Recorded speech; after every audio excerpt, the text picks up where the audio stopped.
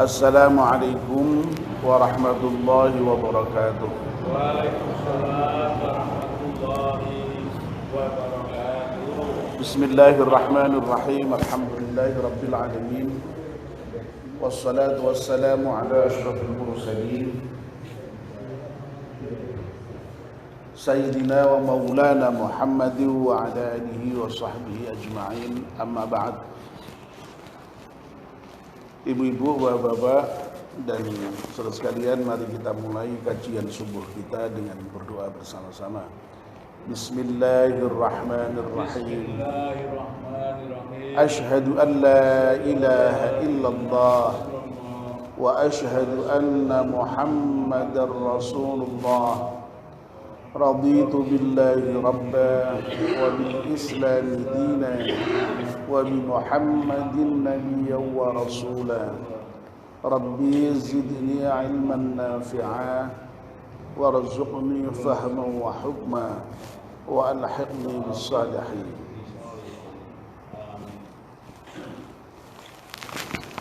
Bapak dan ibu, saudara-saudara sekalian, kita masih melanjutkan kajian kita mengenai orang-orang yang terbaik menurut Nabi kita Muhammad sallallahu alaihi wasallam.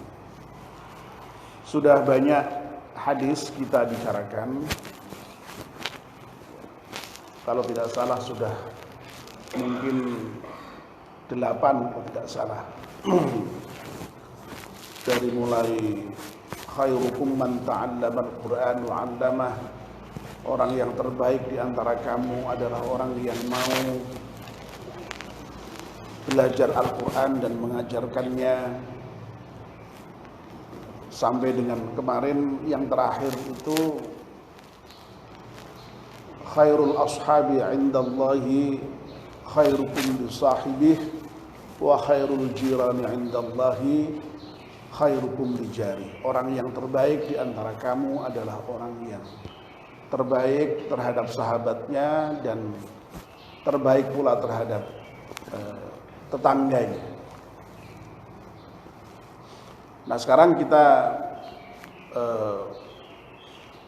masuk di hadis yang lain yang menyatakan khairun nas dzul qalbil mahmum wal lisanis shadiq. Sebaik-baik manusia adalah orang yang memiliki hati yang mahmum dan lisan yang shadiq, lisan yang jujur, yang benar. Nah, di dalam hadis ini ada istilah yang agak asing, yaitu al-mahmum. Maka ketika sahabat mendengar itu, sahabat langsung bertanya kepada Rasulullah. Qalu, para sahabat kemudian berkata,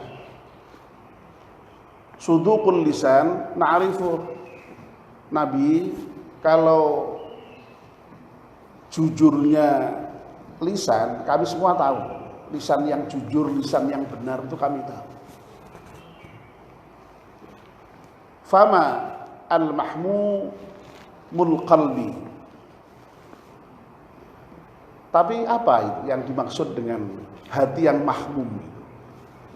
Ya, Nabi kemudian menjawab, huwa an-naqiyyu at-taqiyyu la ithma 'alaih la baghya wala ghilla wala hasad. Yang dimaksud dengan hati yang mahmum itu adalah hati yang an-naqiyyu, yang bersih, at-taqiyyu, yang bertakwa, la itsma 'alaih, yang tidak ada dosa pada hati itu, wala baghya, tidak ada al-baghyu, kezaliman, wala ghilla, tidak ada kebencian, wala hasada, dan tidak ada rasa hasud, rasa dengki. Jadi hati yang mahmum itu mengandung banyak unsur di dalam hati yang mahmum, intinya yang baik-baik tadi. Nah pagi ini tentu belum kita bahas semua nanti ya, tidak mungkin waktunya nggak cukup ya. Kita mulai saja dulu dengan yang tunggal, yaitu lisan yang benar, lisan yang jujur. Bapak dan ibu-ibu yang dimuliakan Allah Subhanahu wa taala, berkata benar atau jujur itu merupakan akhlak yang mulia, akhlak yang terpuji, akhlak al-karimah atau akhlak al-mahmudah. Bahkan jujur ini juga merupakan salah satu dari sifat wajib Rasul. Jadi Rasul itu memiliki sifat wajib ya. Dan sifat wajib Rasul itu ada 4 ya, kita semua saya yakin tahu itu. Yang pertama jujur, shidik. Ya, Nabi itu harus shidik, harus benar. Lalu yang kedua amanah. Nabi itu ya harus punya sifat bisa dipercaya. Lalu tabligh, kemudian apa yang diterima oleh Allah Subhanahu wa taala sebagai wahyu itu ya, lalu kemudian disampaikan kepada umatnya. Dan Nabi juga punya sifat wajib cerdas. Jadi Nabi tidak mungkin bodoh, Nabi tidak mungkin longa-longo ya. Karena Nabi itu harus menerima wahyu, dia harus cerdas, ya. Pasti punya daya ingat yang hebat.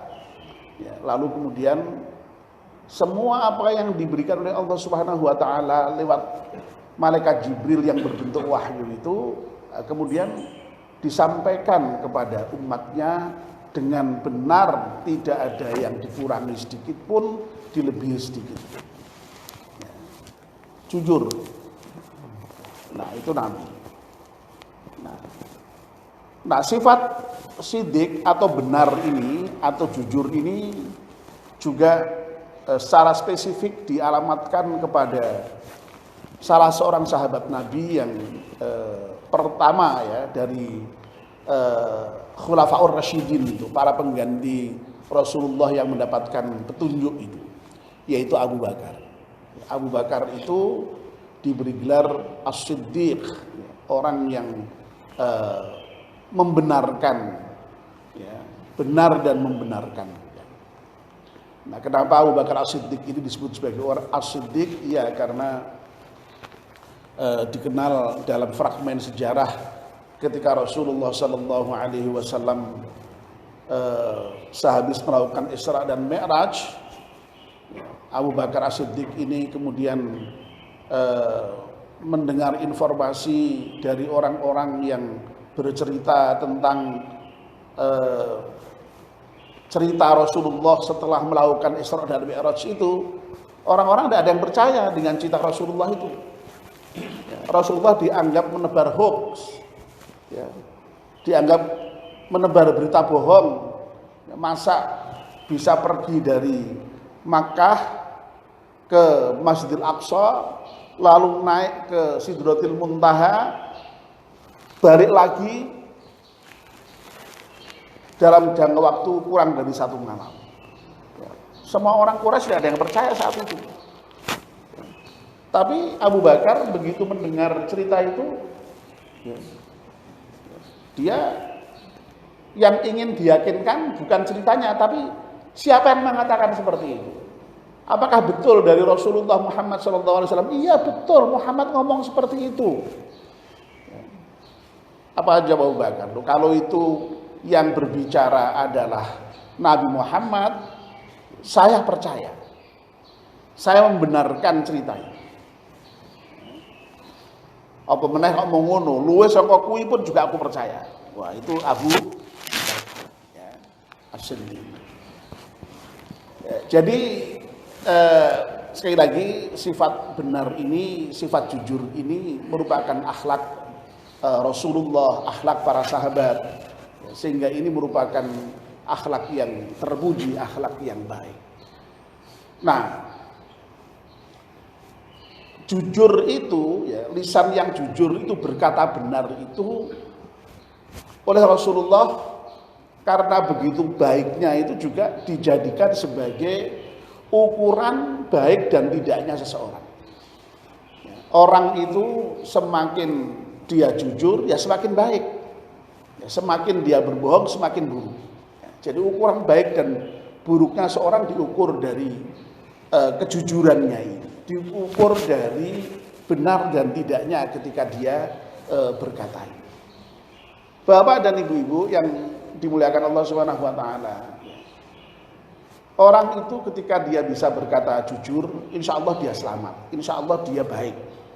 Tapi begitu dia sudah berkata bohong, ya, berkata tidak benar, tidak jujur, ya, maka ya bisa tidak selamat.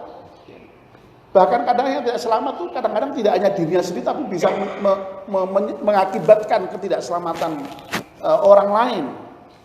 Ya. Itulah makanya yang namanya misalnya dalam persidangan itu ya, itu saksi itu syaratnya itu harus jujur itu.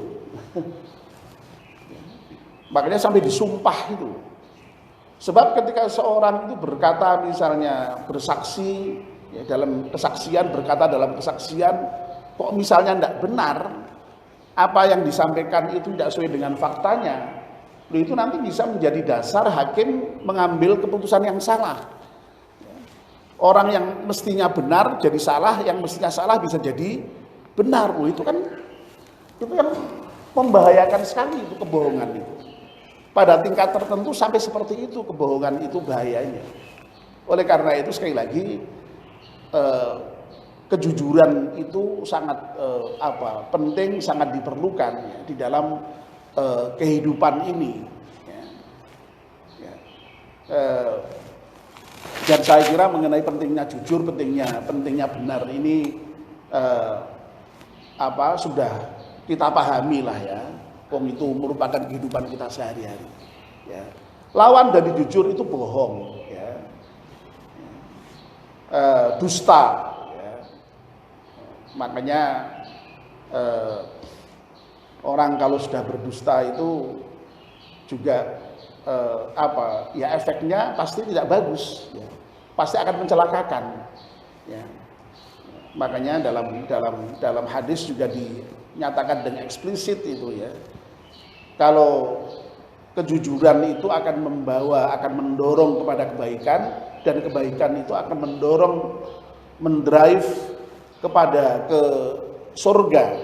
Sebaliknya yang namanya kebohongan itu akan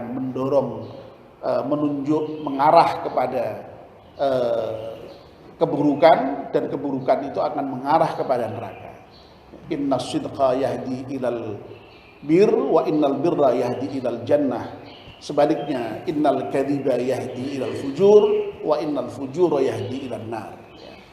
Itu ditegaskan sekali oleh Nabi kita Muhammad SAW. Makanya dalam peribahasa kita itu kan ada apa itu istilahnya itu yang peribahasa mengatakan sekali lancung apa itu ya, sekali lancung seumur hidup tidak akan dipercaya itu. Sekali lancung keujian seumur hidup tidak akan dipercaya ya. Nah ini peribahasa ini sudah juga banyak berbicara mengenai pentingnya jujur dan menghindari sifat lancung, bohong, dusta ya. Nah oleh karena itu ya mudah-mudahan kita semua berharap pada Allah SWT, mudah-mudahan kita diberi oleh Allah sifat yang jujur, sifat yang benar itu terutama di dalam berbicara, sehingga kemudian kita juga layak disebut sebagai orang yang baik, bahkan yang terbaik. Amin ya rabbal alamin ya. Nah, besok insyaallah kita lanjutkan mengenai yang hati yang mahmum itu, al-qalbul mahmum ya. Yang tadi rinciannya sudah kita sampaikan, nanti mungkin kita bahas satu persatu. Jadi besok saya nanti ke Jakarta kayaknya, nanti sampai hari Sabtu. Jadi nyun tolong Ustaz Mansur nanti tetap di pengajian berjalan. Ya. Jadi nanti diisi Ustaz Mansur. Jadi kalau saya kosong, kita nyuwun Ustaz Mansur terus mengisi supaya sekolahnya tidak baik. Baik, mari kita akhiri pengajian kita dengan berdoa bersama-sama. Bismillahirrahmanirrahim. Wal 'ashri innal insana lafi khusrin illa alladziina aamanu wa 'amilus shalihati wa tawashaw bil haqqi wa tawashaw bis sabr. Subhanakallahumma wa bihamdika asyhadu an la ilaha illa anta astaghfiruka wa atubu ilaik. Wassalamu alaikum warahmatullahi wabarakatuh.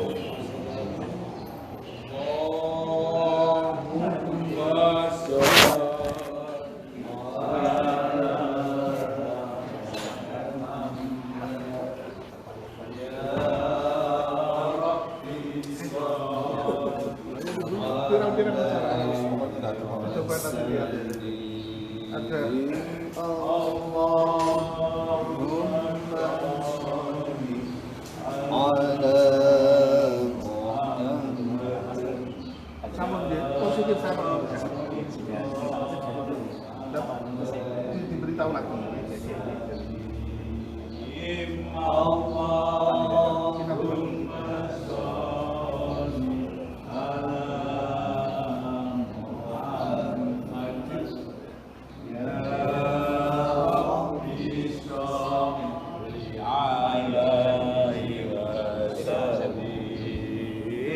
Allah